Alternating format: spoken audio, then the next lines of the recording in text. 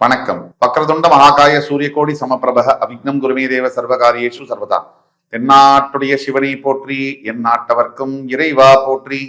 அன்பர்களே நண்பர்களே, இந்த புத்தம் புதிய காணொலிக்கு உங்கள் அத்துணை பேரையும் வரவேற்பதில் மிக்க மகிழ்ச்சி கொள்கிறேன்.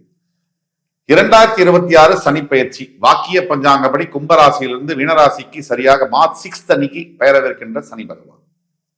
இந்த பலன்கள் 12 ராசிக்கு என்ன செய்யும் அந்த வகையில இன்றைக்கு நம்ம பார்க்க போறது கடகராசி. கடகராசிக்கு தற்சமயம் வாக்கிய பஞ்சாங்கப்படி அஷ்டம சனி நடந்து கொண்டிருக்கிறது. கடந்த 2.5 வருஷமா துயரத்துடைய உச்சம் கடகராசி பார்த்திருக்காங்க. இந்த வீடியோ எப்படின்னா, முதல் இந்த சனிப்பயிற்சினால வரக்கூடிய 3 பாசிட்டிவான விஷயம் என்ன, எந்த 3 விஷயத்துல கவனமாக இருக்கட்டும், என்ன செய்யணும், பரிகாரங்கள் என்ன, தெளிவா பேச போறோம். கடகராசிக்கு தற்சமயம் 2.5 வருஷம், அதாவது என்ன சொல்லுவாங்க, விதிகள் என்ன சொல்லுது ஜோதிடத்துல அப்படின்னா, 7.5 வருஷம் சனி பகவான் 7.5 சனியில தரக்கூடிய கஷ்டத்தை மாத்திரை வடிவத்துல கேப்சூல் ஃபார்மேட்ல 2.5 வருஷத்துல அஷ்டம சனியில கொடுப்பார் அப்படின்னு சொல்லுது. சோ 2.5 வருஷத்துல, கடந்த 2.5 வருஷத்துல கடகராசி பார்க்காத பிரச்சனைகள் அல்ல.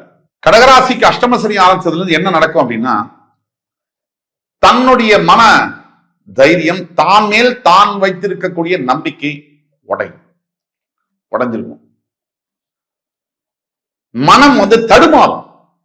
நல்ல படிச்சவங்க, நல்ல வேலையில் இருக்கவங்க, நல்ல பிரில்லியண்டா இருக்கவங்களுக்கு கூட மனம் அப்படியே ஷேக் ஆகும். இந்த முடிவுகள் எடுக்க முடியாம ஒரு வழி பண்ணிருக்கும், தப்பான முடிவே எடுத்து வைக்கும் திருப்பி.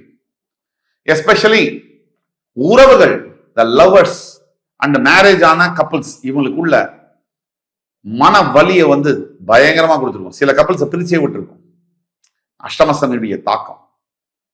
அப்படி ஒத்துமையா இருந்த ஹஸ்பண்ட் அண்ட் ஒய்ஃப் அப்படி பிரிஞ்சிருப்பாங்க. காரணம் அஷ்டம சனியுடைய அடி.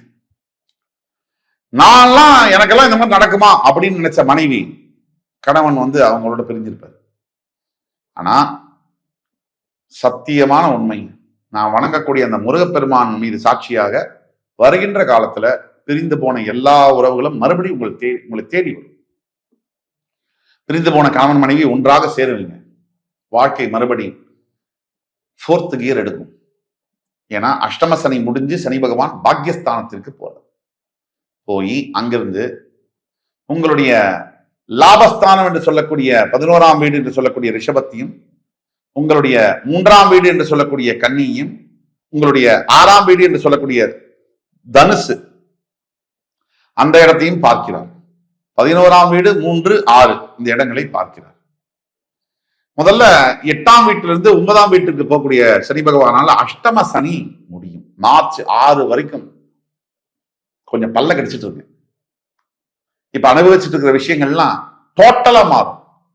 இந்த 2.5 வருஷம் நீங்க பட்ட கஷ்டங்கள், அவமானங்களுக்கு பதில் இருக்கா அப்படின்னு கேட்டீங்கன்னா பதில் இருக்கு. அந்த பதில் மார்ச் 6க்கு அப்புறம் வரும்.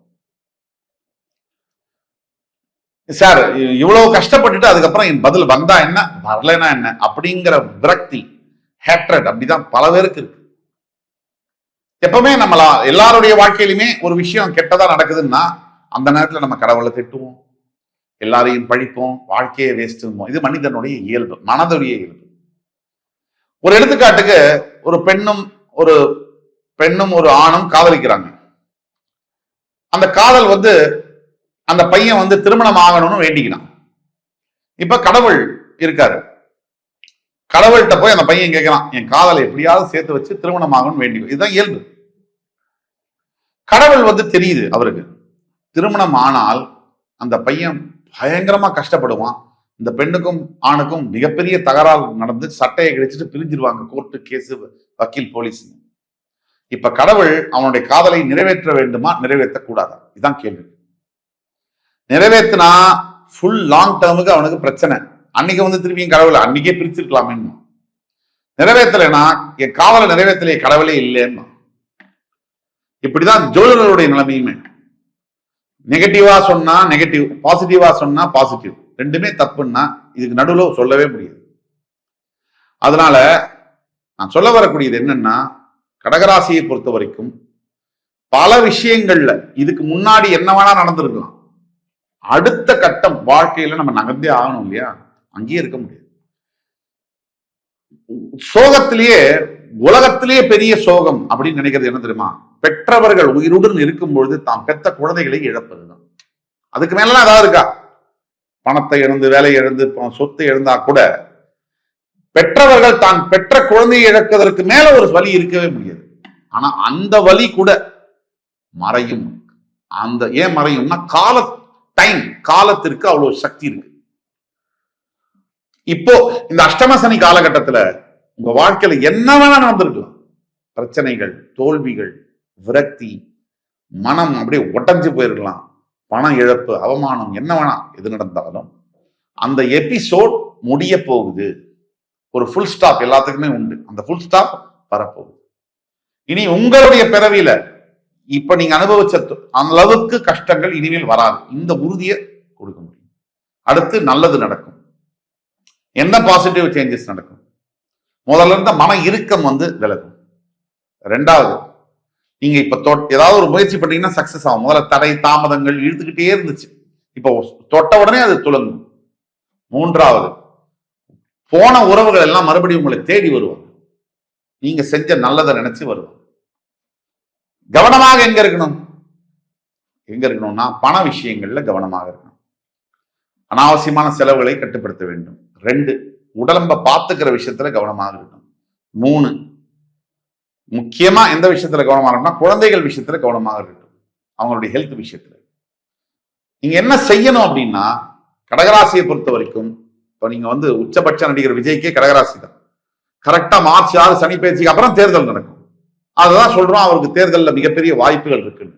அப்படிதான் கடகராசியில பிறந்த ஒவ்வொருத்தருக்கும் உங்களோட வாழ்க்கையில டர்னிங் பாயிண்ட், ஏதாவது ஒரு திருப்பு முனை எல்லார் வாழ்க்கையிலும் இருக்கு. அது மாதிரி திருப்பு முனைகள் வரப்போகுது, இருக்கு. மார்ச் 6க்கு அப்புறம் இருக்கு. அது வரைக்கும் பொறுமை காக்க வேண்டும். பொறுமை தான் உங்களுடைய கவசம். அதே மாதிரி 2வது பாயிண்ட், பழச நினைச்சு வருத்தப்படுறதோ இல்ல ஃபியூச்சர்ல என்ன நடக்கும்னு நினைச்சு பயப்படுறதோ ரெண்டுமே நிறுத்தணும். உடனடியா நிறுத்தணும். ரொம்ப யோசிக்கவே வேண்டாம். எவ்வளவு யோசிச்சாலும் எது நடக்கணுமோ அது நடக்கும். 3வது, உங்களுடைய தந்தை, தாய் இவங்களுக்கு ஏதாவது குறைபாடுகள் இருந்தால், உயிரோடு அவங்க இருந்தாங்கன்னா குறைபாடுகள் இருந்தால் முதல்ல போய் அவங்களுக்கு பண்ணிடுங்க. மன திருப்திக்கு பண்ணிடுங்க. இதை 3த்தையும் செஞ்சீங்கனாலே போதும். பரிகாரம் அப்படின்னு எடுத்தோம்னா கடகராசி என்பவர்களுக்கு கண்டிப்பா இந்த சனிப்பெயர்ச்சி சமயம் போது, மார்ச் மாசம் போது குலதெய்வ வழிபாடு என்பது உடனே ஆரம்பிச்சாலும் நல்லது. குலதெய்வ வழிபாடு ஒன்றுதான் உங்களை கம்ப்ளீட்டா காப்பாத்தி வெளியில கொண்டு வரும். கடகராசிக்கு மிகப்பெரிய ஒரு யோகம் என்னன்னா, சனி உங்களுடைய 11ஆம் வீட்டை பார்க்கும்போது லாபங்கள் உயரும். அவர் உங்களுடைய 3ஆம் வீட்டை பார்க்கும்போது தைரியம் கொஞ்சம் பதட்டம் இருக்கும். இது செஞ்சா சந்தேகம் இருக்கும், ஜெயிச்சிருமா இல்லையானா. அது தேவையில்லை. இங்கதான் ரொம்ப கவனமா இருக்கும். அதே மாதிரி உங்களோட 6ஆம் வீட்டை சனி பார்க்கும்போது எதிரிகள் ஒழிவார்கள், கடன் ஒழியும், எதிரிகள் ஒழிவார்கள், நோய்கள் ஒழிந்து போகும். இப்ப கடகராசிக்கு ஒட்டுமொத்த சனி பயிற்சி என்பது ஒரு பிரமாதமா இருக்கு. இது வரைக்கும் இல்லாத கஷ்டங்கள் எல்லாம் விலகி நல்ல நிலைக்கு உங்களை கொண்டு போக போகுது. அப்படி இருக்கும்போது ஜாக்கிரதையா அதை முழுசா பயன்படுத்திக் கொள்வது உங்கள் கையில் தான். இந்த எபிசோடு உங்களுக்கு பிடிச்சிருக்கும்னு நம்புறேன். அடுத்து வரும் எபிசோட்ஸ்ல மறுபடியும் உங்கள் எல்லோரையும் சந்திக்கும் வரை உங்களிடம் விடைபெறுவது உங்கள் சுபாஷ் பாலகிருஷ்ணன். நன்றி, வணக்கம், வாழ்க வளமுடன்.